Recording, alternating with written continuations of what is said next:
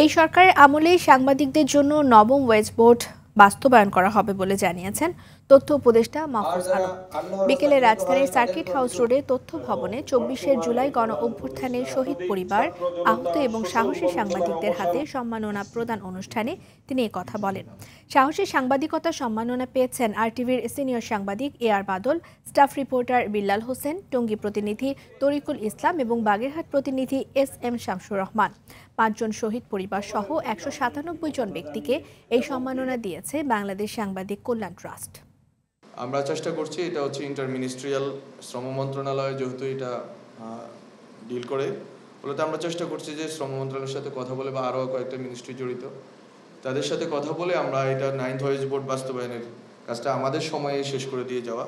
এটা গত 6 বছর ধরে ঝুলে আছে, তো এটা আমরা চেষ্টা করছি।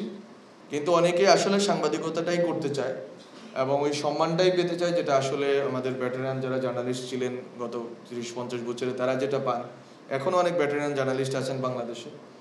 তো এই যে সম্মানের জায়গাটা, এই যে একটা ডেডিকেশনের জায়গাটা এবং এই আপনার এই যে নিজেকে একটা পরিশীলিত জায়গায় নেওয়ার যে আকাঙ্ক্ষাটা, এটা যারা করেন তাদের জন্য আসলে সুযোগ অবারিত করার আমরা চেষ্টা করছি। একটা সাংবাদিক যে ইয়েকে একটা হেড অফ দ্য গভর্নমেন্টকে বলছে আপনি এখনো এদেরকে কিছু শায়েস্তা করছেন না কেন, খুন করছেন না কেন, ইনসাইটমেন্ট করছে, এটা তো মানে পৃথিবীর ইতিহাসে এটা খুবই মানে নজিরবিহীন। আপনি যদি ইভেন নাজি নাজির হিস্ট্রি যদি পড়েন বা মুসোলিনির ইতালির হিস্ট্রি পড়েন, এগুলো তেমন একটা পাবেন না।